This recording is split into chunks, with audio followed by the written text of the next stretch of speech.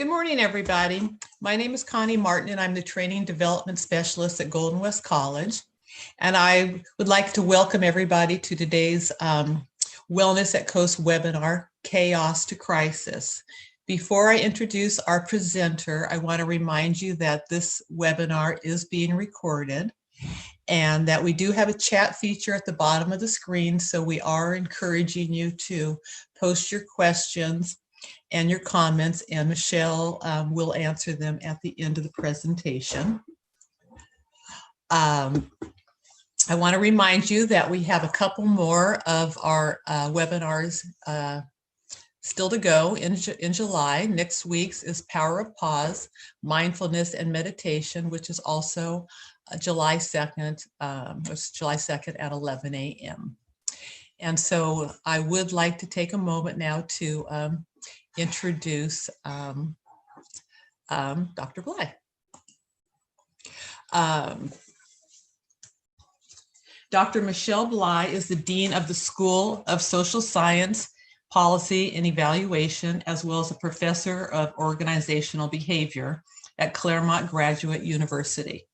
She received her PhD in Management and Organizational Behavior from the State University of New York at Buffalo, and her research interests focus on organizational culture and the role of leaders in influencing and changing corporate cultures. Her work has been published in many top management and psychology journals, such as the Journal of Applied Psychology, the Leadership Quarterly, and Journal of Managerial Psychology. Dr. Bly has helped a variety of public and private sector organizations, assess and improve their effectiveness in the areas of leadership development, organizational culture, and change management. She has also worked in a number of industries, including local and state law enforcement, consulting, healthcare, higher education, and real estate. And it's all yours now, Dr. Bly. Welcome. Wonderful. Thank you so much for the warm welcome, and thank you for everyone for joining us today. I am very excited to be here, and I love not only the topic and the series, but I hope that this will be a good sort of introduction for your next sequence on mindfulness and meditation. So as Connie mentioned, I am a dean and professor, and I've been in higher ed for about 2 decades now. And can everyone see my screen okay? Hope. Yeah, okay, good. We see you. Okay, great, thank you. So I titled the talk, The Whirlpool of Change in Higher Education, from Chaos to Crisis. And I've been talking about the crisis in higher ed for about 10 years now. And it's somewhat bittersweet and ironic that today the words and the thought of the chaos and the crisis that we're all experiencing have so much richer and more profound meaning than they did when I first started discussing this topic. But what I want to do today is spend a little bit of time talking about what we're experiencing right now, the big picture of higher ed and the context of the global pandemic, the social transformation and radical uprisings we've been seeing and how those are all affecting us, and then spend some time on some competencies that are derived primarily from social psychology and positive psychology around how we can cope and even thrive despite all of the challenges that we are collectively and individually facing. So I want to acknowledge that this is a collaborative effort. I've worked with lots of graduate students and colleagues over the years, and I'm going to draw on some of their work as well as my own to really talk about how some techniques for cultivating gratitude, for cultivating purpose, and for cultivating connection can really help us to navigate what I'm calling the whirlpool of chaos that we are all facing.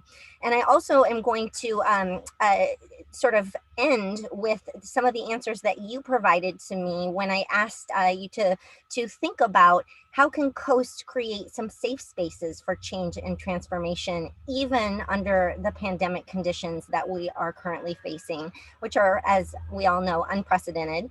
And how can Coast really utilize the current crises of COVID-19 and Black Lives Matter to develop a more inclusive culture? And so I'm going to share with you some of those responses, and then the last 15 minutes I hope we can devote to some Q&A.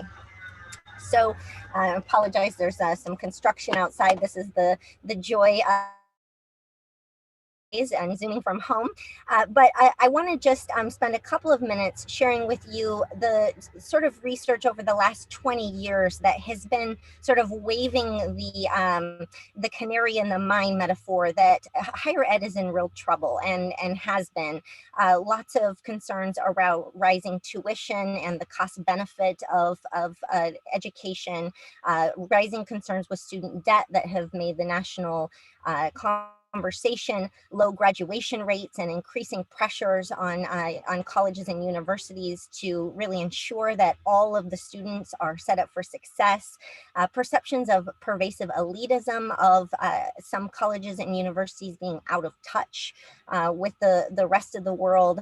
The changing student population, which has rapidly outpaced the faculty and staff populations in many institutions, and the really sort of dire needs for funding, and that we're seeing steadily over the last 20 to 30 years, less state and federal funding, less philanthropy.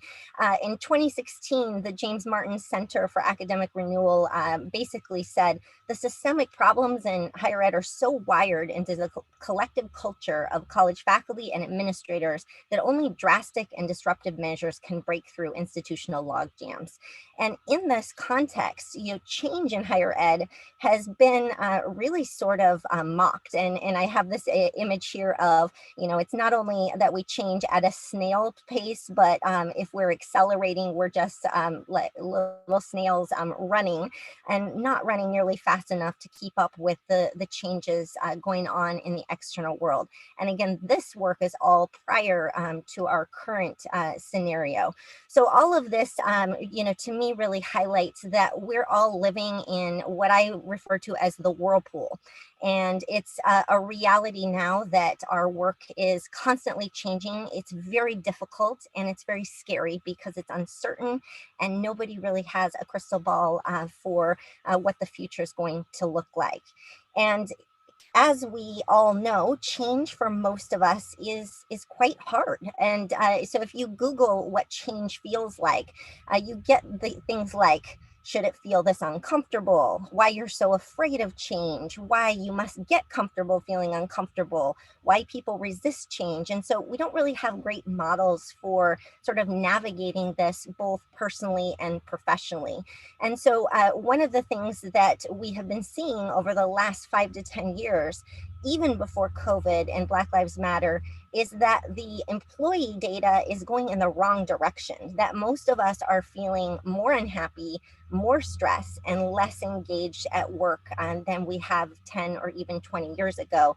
And this is work that's been tracked closely by the Gallup organization. I have this study from 2017 that was already sort of, again, waving this red flag.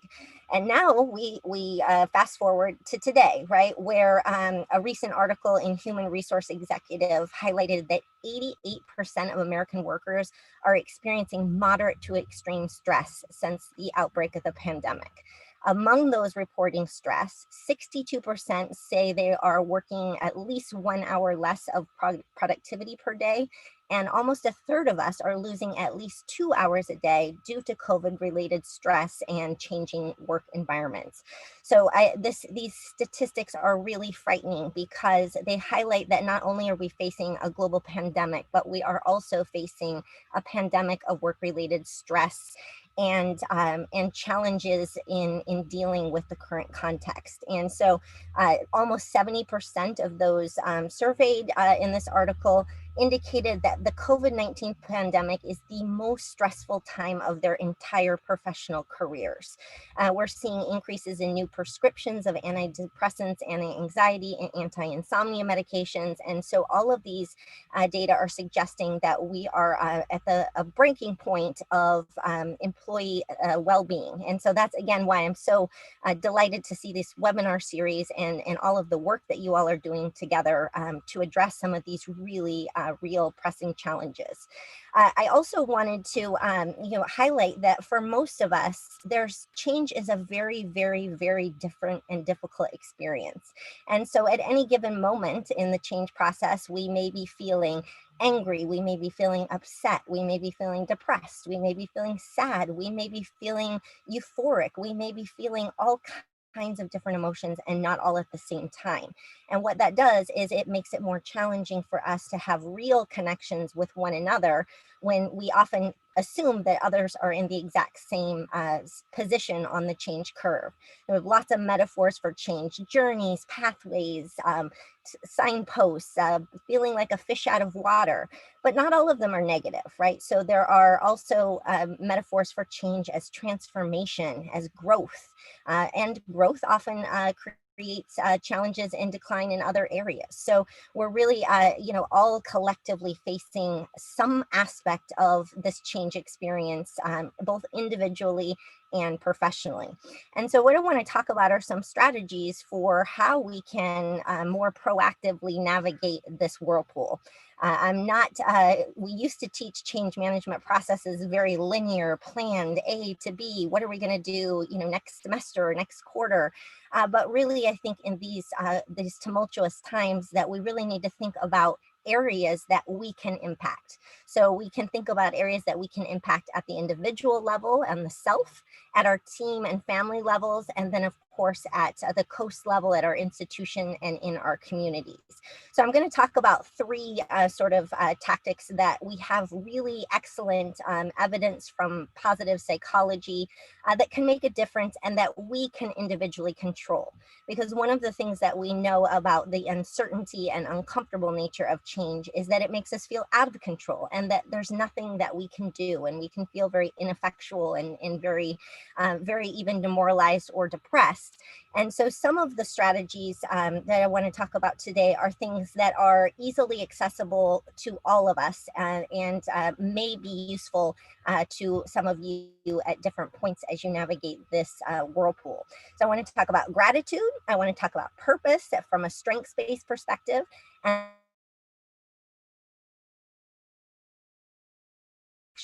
even during this time of Zoom fatigue and Zoom exhaustion.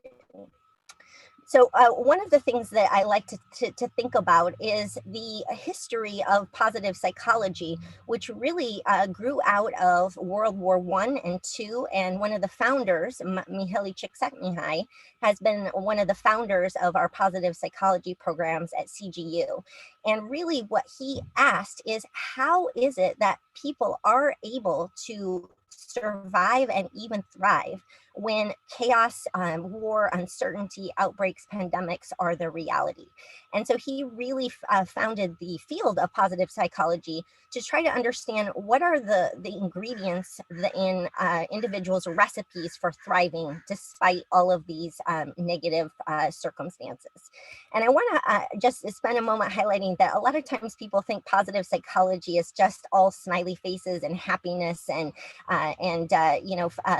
fun and butterflies. And what I'm really talking about is beyond happiness, that thriving is around a ongoing struggle for success and purpose and meaning in life. And it doesn't always feel good. So it's not always about feeling happy or joyful.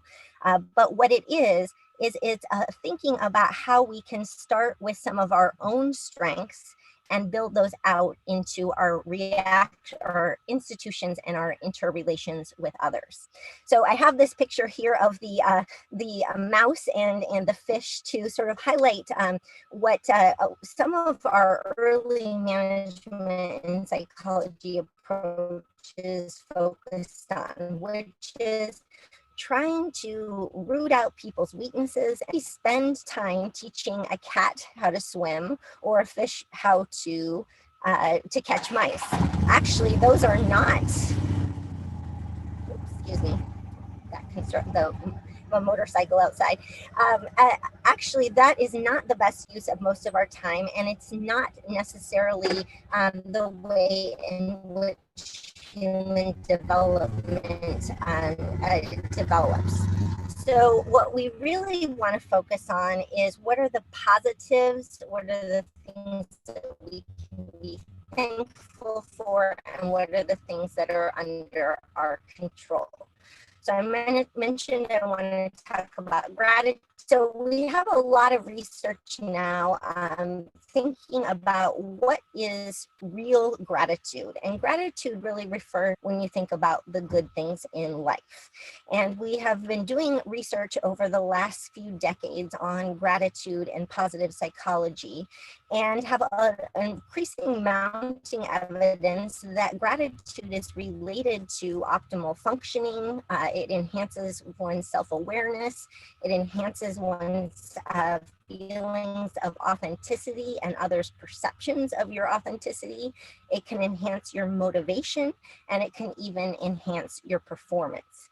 So when we think about developing gratitude, one of the exercises is asking them to really just sit down for, you can do this in a journal, you can do this on for you, but it really involves spending 5 or 10 minutes in reflection around a time when you were truly grateful to a coworker at Coast.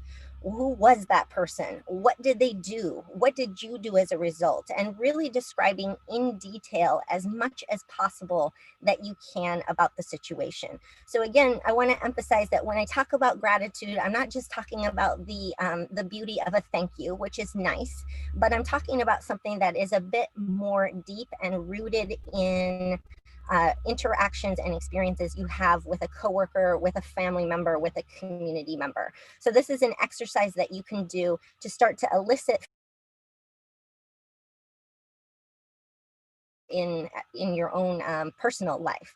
And then the benefits of just a simple gratitude exercise such as this are evidence that being grateful can put you in a better mood. So just spending about the things in your life that you're grateful for, or a specific colleague that has helped you can enhance your mood. It can make you feel open, and in some studies have shown a positive impact on creativity and new thoughts and opinions. Actually, research on the benefits of gratitude for your physical health. Lower cortisol, which is related to the feeling of stress. It can act your blood pressure, and it can improve your immune system. It strengthens relationships, and overall, people that feel and express gratitude tend to even live longer in a couple of promising studies. So thinking about gratitude and how you can utilize those benefits be a really important mechanism to establish a sense of control and efficacy, particularly during these challenging and chaotic times.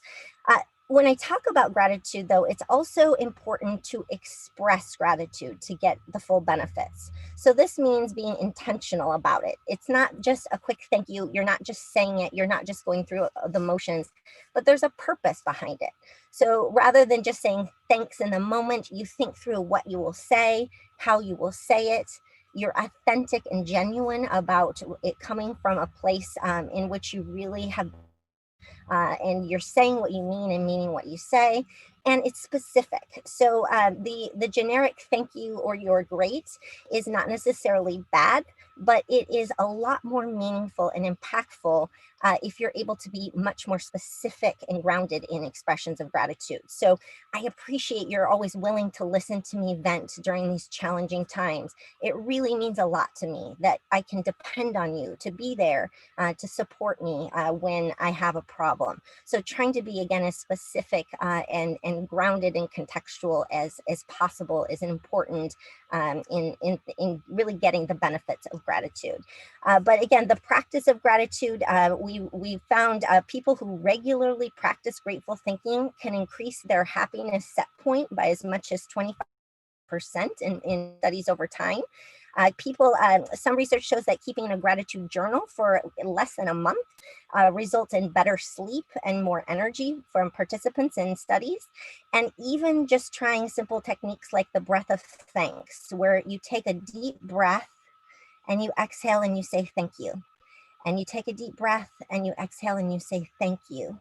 And you take a deep breath and you exhale and you say thank you. And you do that 5 times, combines that mindfulness, calming nature of grounding in the self with a sense of being really happy and grateful to be alive.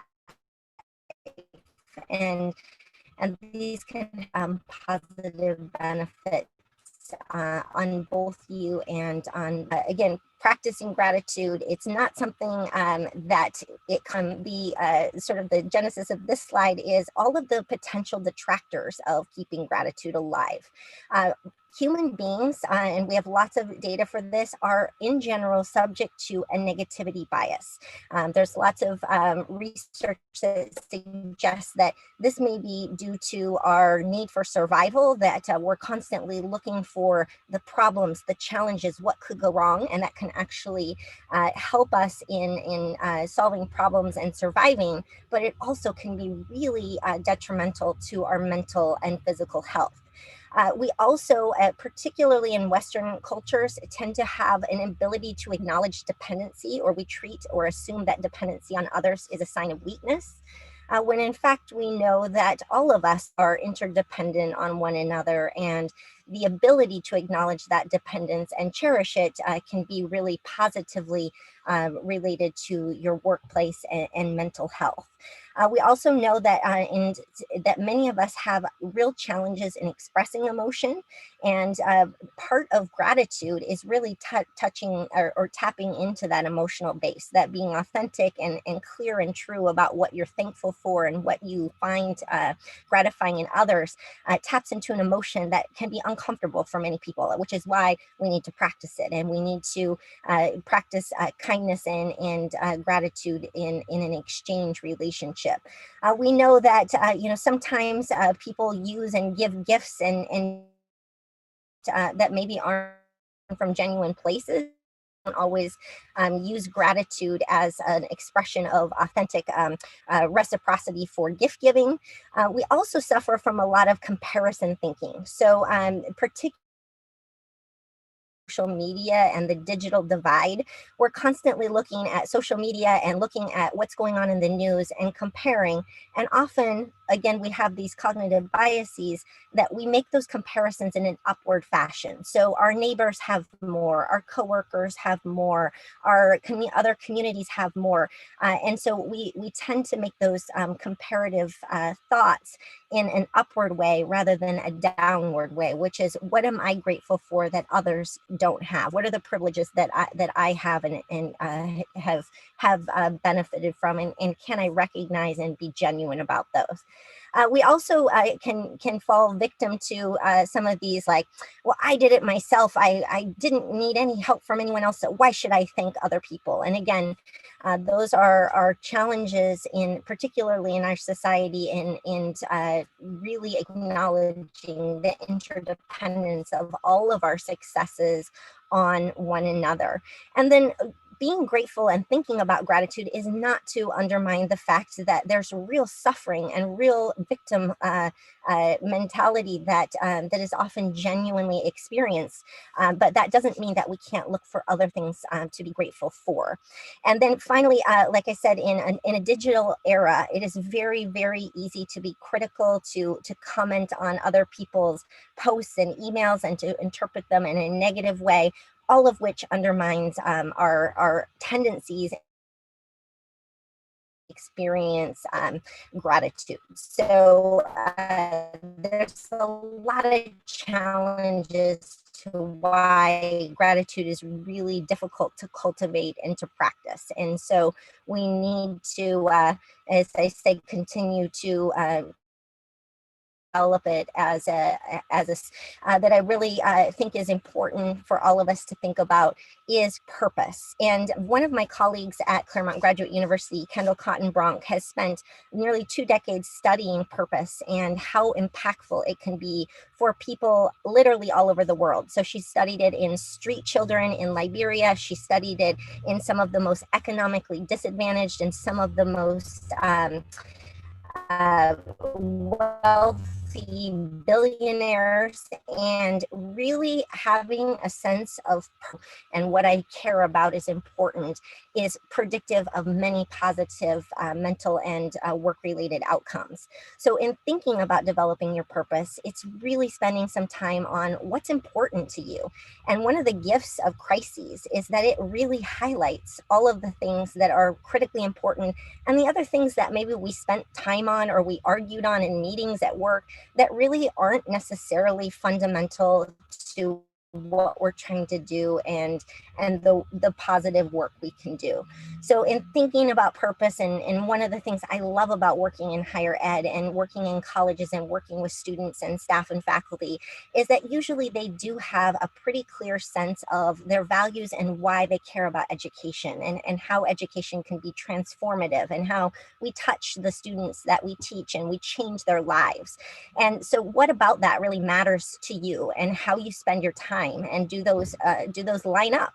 And for many of us in a modern age, they quickly don't. We get sucked away by emails and Zoom meetings and conflicts, and we forget about what's the core purpose of why we care about our work, why we come to work each day, and why it's meaningful to both us and the students and other staff and faculty that we interact with. So spending some time on what you're grateful for, what your purpose is, particularly, like I said, in the context of a global pandemic, radical social transformation, has a silver lining for some of us in its ability to really kind of strip away the non-essential and let us focus on what is essential and what we really want to focus our time on.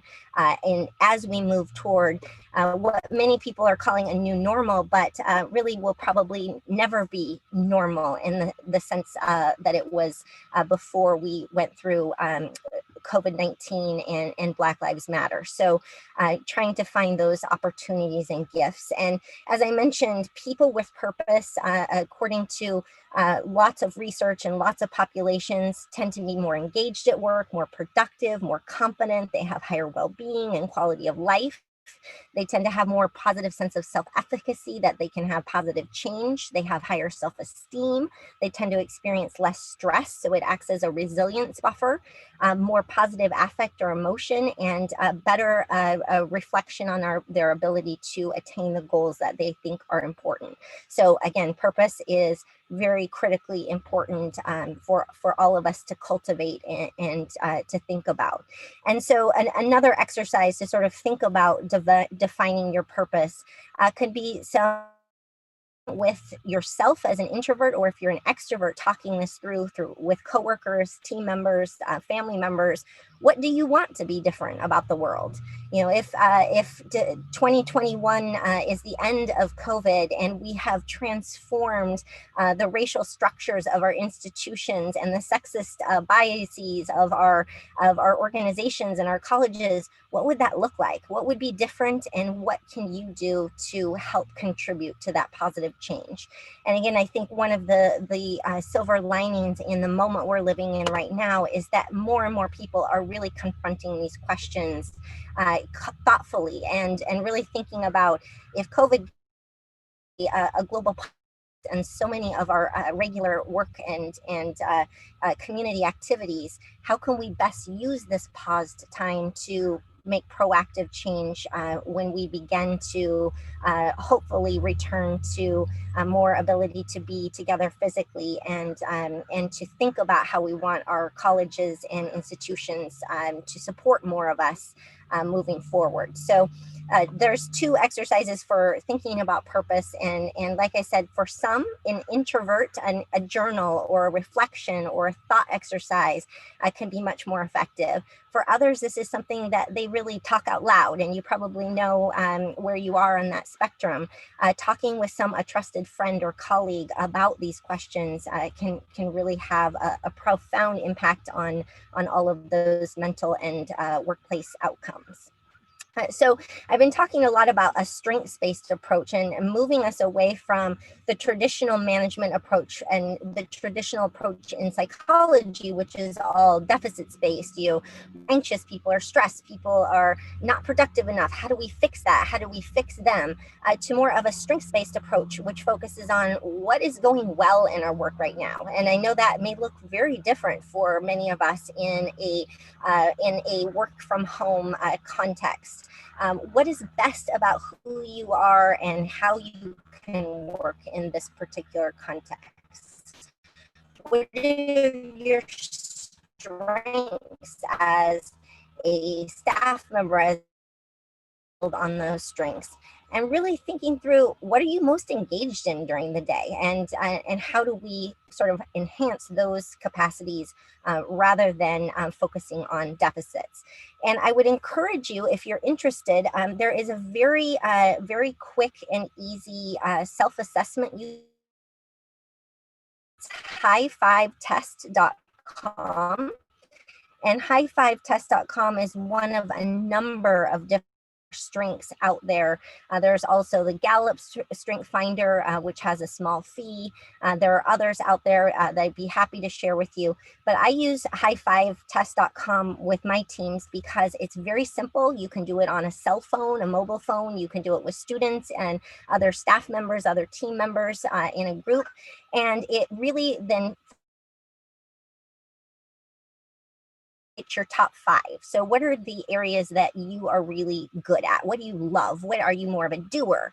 And we all have team members that are the doers, right? They're the problem solvers. They keep us on time. They focus us. They deliver. They're results oriented. They're task oriented. And so some of us have real strong capacities on that doing dimension. Others of us are more motivators. We naturally motivate. We speak up, we take charge, we try to make sure that everyone on the team is being heard.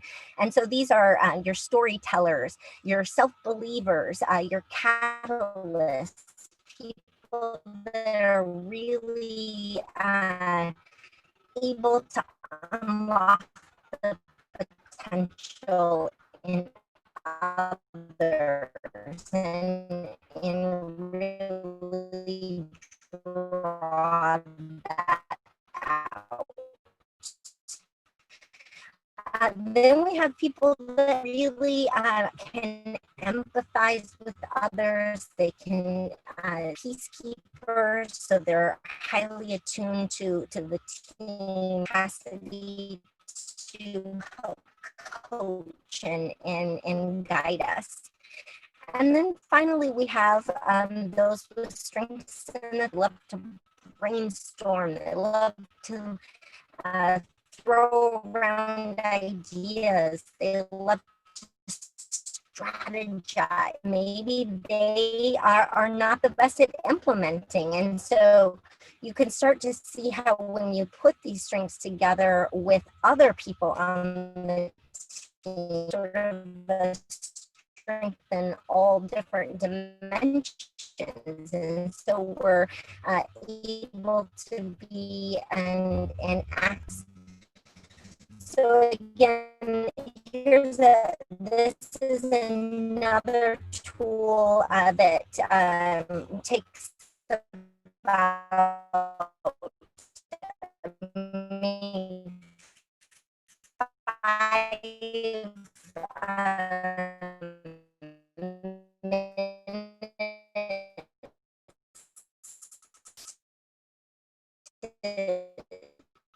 to do online on very easily eliminate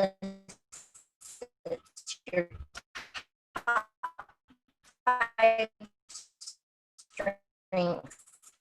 You can then share. Michelle, you are going, Michelle, you are going in and out right now. Conversation going about how you can best capitalize on really bring out those strengths, and then hopefully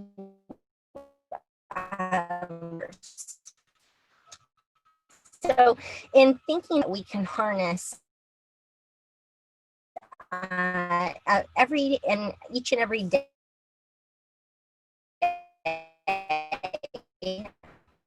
in the workplace, and we can think about when we interview others and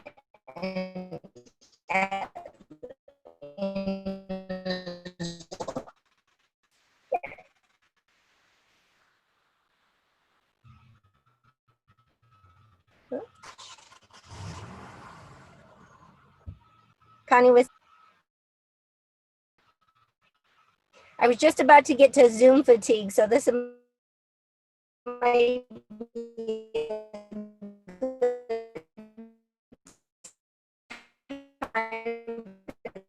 cover that slide.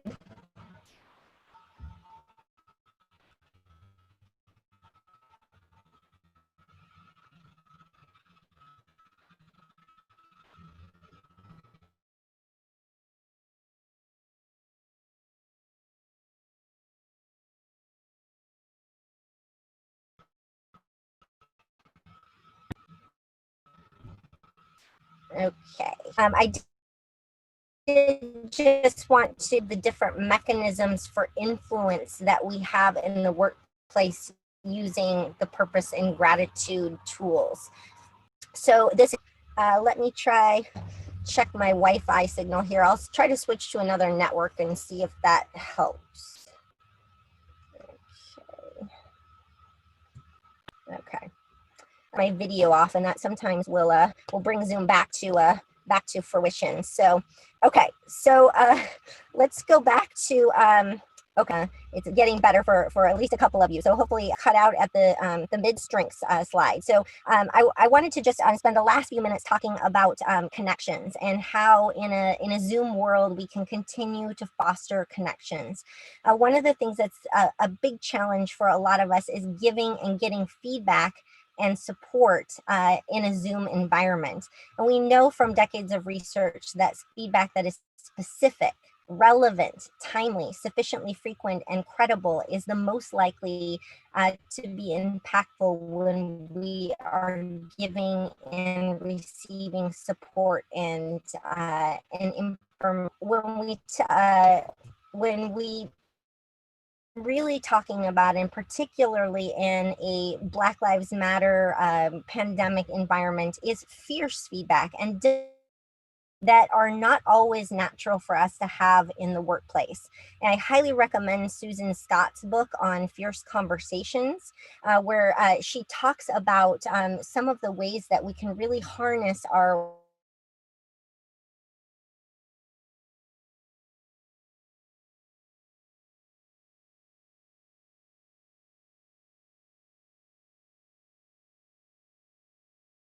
issues at any one given time, that we want to focus on behaviors not that we can see and manifest, that we want to avoid or worse, because those shut people, and particularly in this context where people are hypersensitive, cognizant of our ability to really focus on those positives. Okay, hang on. Okay, I can't. Okay, I'm gonna have to stop share to. Okay, so it says. Okay, So let's try that.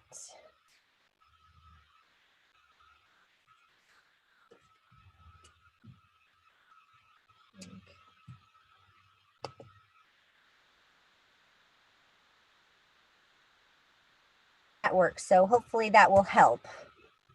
Let me try I turned off my video. So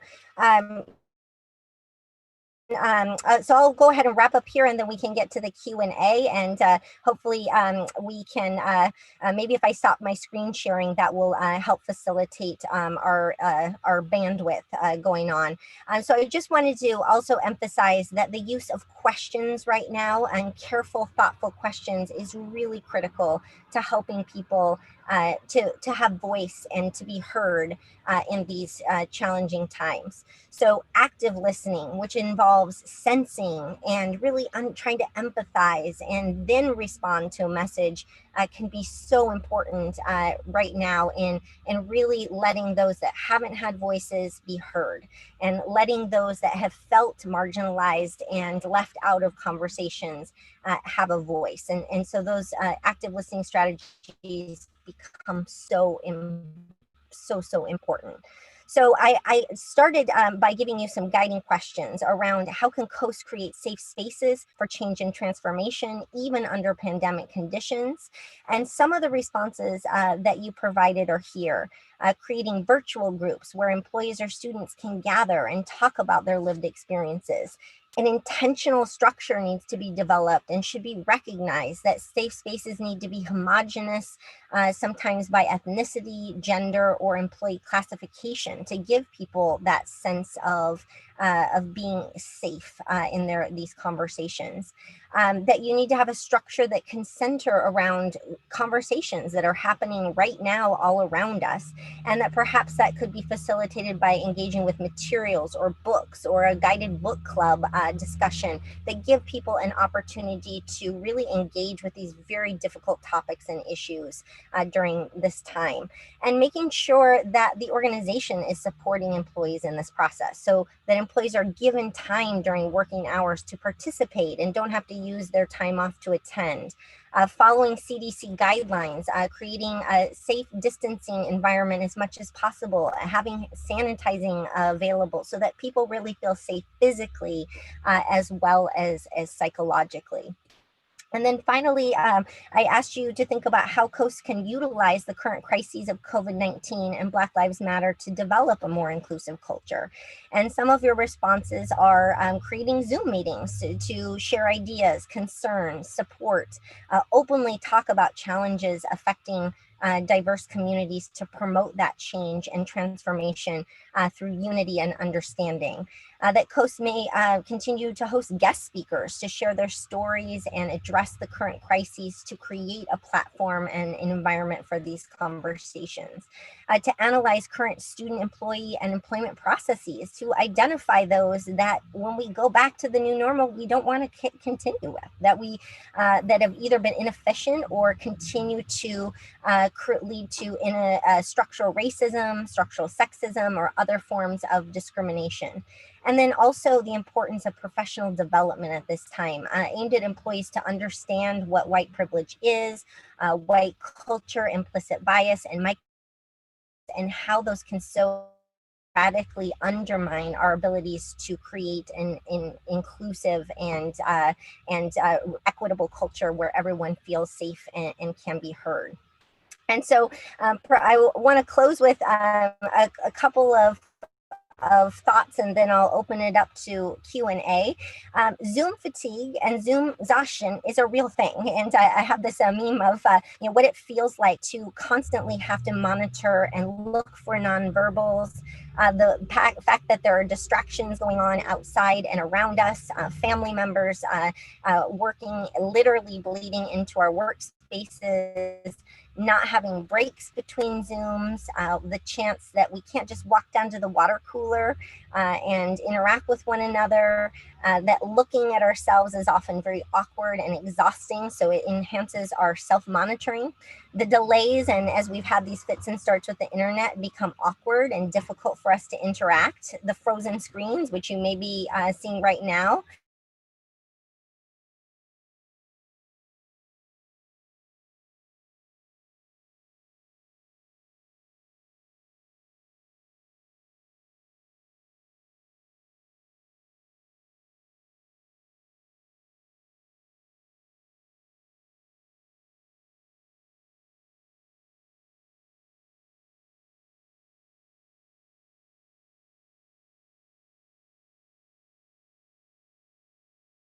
grateful for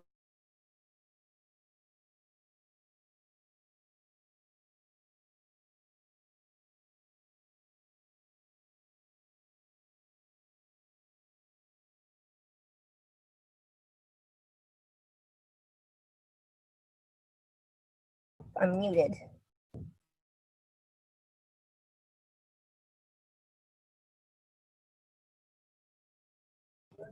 Okay, I think I'm unmuted now. So,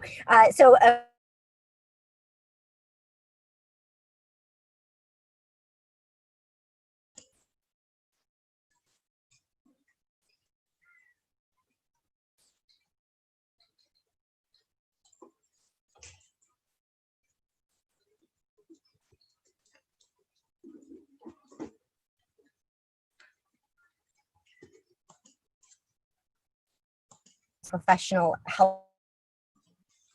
I will leave you with those takeaways and turn it over to, and if you'd like the slides or more information on anything I've shared, if it cut out, I'm provide that or follow up after the Q&A. So any questions? And I'm grateful to all of you for with Zoom during these challenging times. Hi, Connie. Hi, let's see, I do have a question. There is a question about the website that you have any questions in the chat? So there was a question asking about the website that you mentioned. Can you repeat that again? Maybe that was back when you were talking about the, what was it, the high five slide? Maybe during the types of people and the different gratitude. You mentioned a website.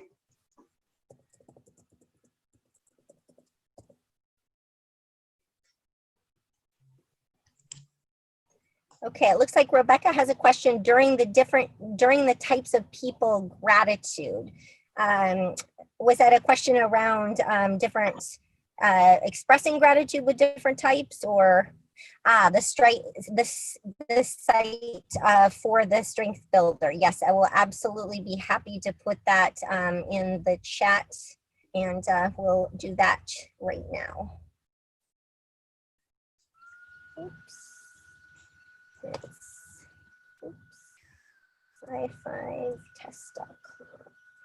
High5test.com, and I will put that in the chat here.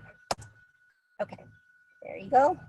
So that's in the high five test. Again, that's the free basically strengths finder that you can do in just 5 or 10 minutes with your team, with your family members, with your community, and it gives you that the top 5 strengths that you have on those 4 different dimensions of thinking, feeling, doing, and so on. So it's a great exercise that I highly recommend you to try in your teams. So let's see, any other questions in the chat, Connie? Dr. Bly, this is Rebecca. Hi, Rebecca. I think you were cutting out when you gave the results of the questions that we posed to our registered employees. Can you kind of review that again briefly? Sorry.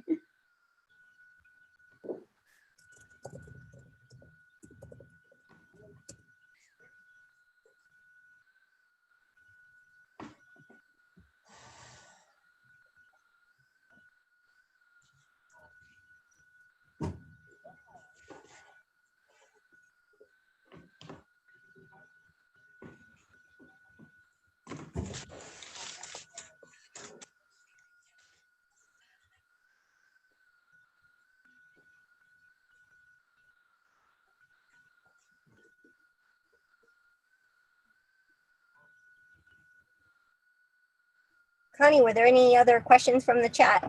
No, there aren't any other questions. I think along. Yes, and Rebecca asked, can I share the results of the questions? I'd be happy to share the whole PowerPoint, which has the results.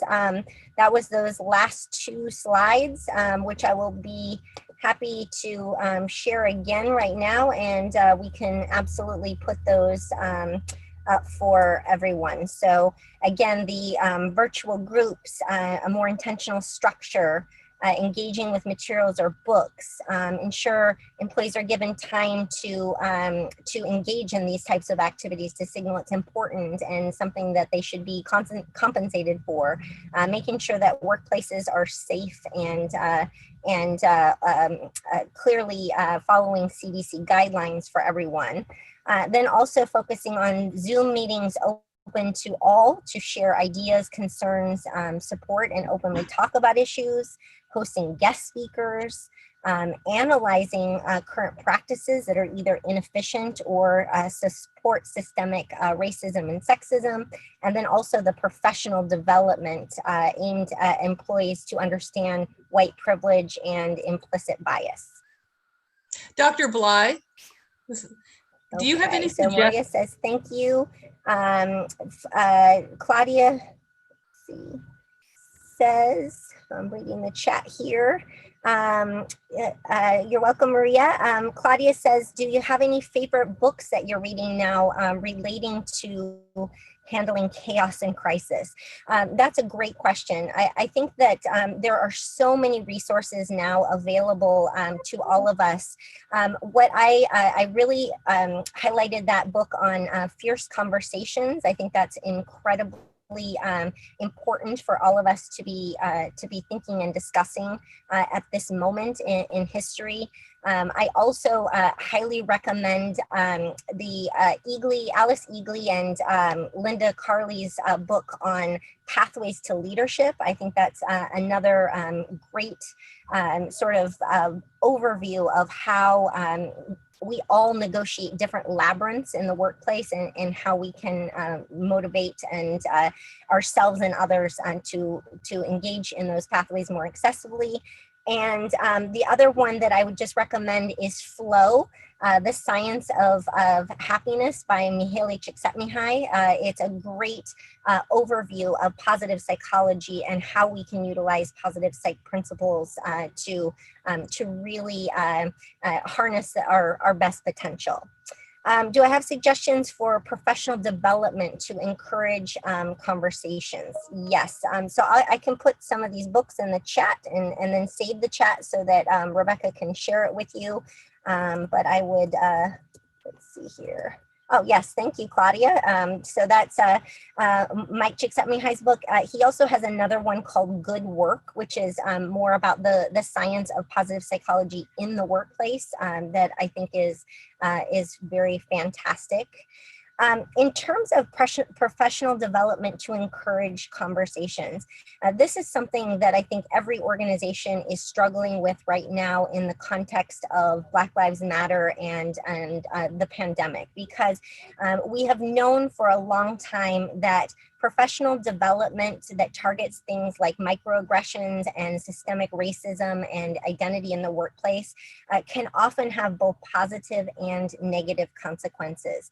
And so these kinds of conversations have to be facilitated in a way in which people A, feel safe, and B, feel that they can actually engage authentically with some of these topics. And so I think most organizations are working with human resources to try to develop professional development workshops and activities around fierce conversations. As I said, I think strengths building as a professional development workshop is a really great one. And also really the idea of how do we foster effective open dialogue. And so I think all of those are areas in which every organization is struggling right now, and we all have great opportunity for improvement. So yeah, great question there. Others?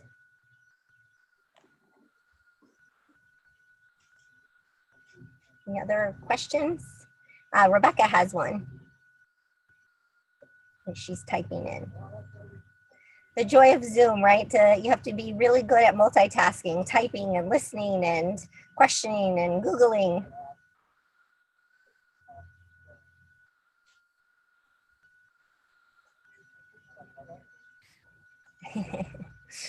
Okay. All right, so Rebecca asked, I highlighted purpose and focus is important. What is one thing that we should all be thinking about? I think the one thing that we should all be thinking about is how do we emerge from COVID-19 with a stronger, better institution that more effectively educates our students? What is the one thing that each and every one of us can do to make the college experience better for our students in a post-COVID environment? And these are not easy questions, right? Because we know that part of the experience of learning in college and transformation is incredibly social, and it's incredibly intimate, and it really fosters connections amongst and between all of us. And it is more challenging to do that today. And so I think that's the one question that we should all be thinking about. And thank you, Maria. Such a positive. She's expressing gratitude. She's enriched today, so I'm happy to hear that. And as I mentioned, I'm happy to follow up and share any of these resources and materials that might be useful for those in the future. There's my email and my web contact information.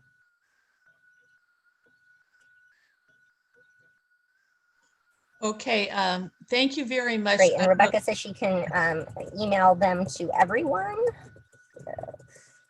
And there's my email address in the chat, so feel free to follow up with any questions or concerns or thoughts about anything that we've discussed today.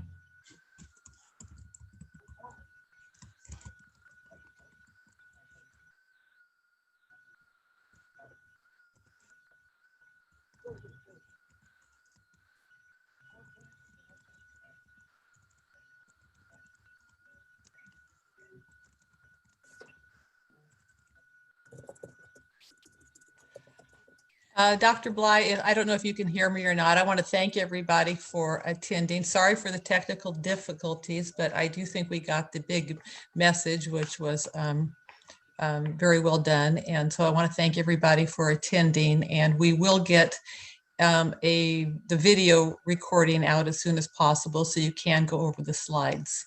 So thank you so much for attending today. And remember, we have 2 more left in this great series. Have a good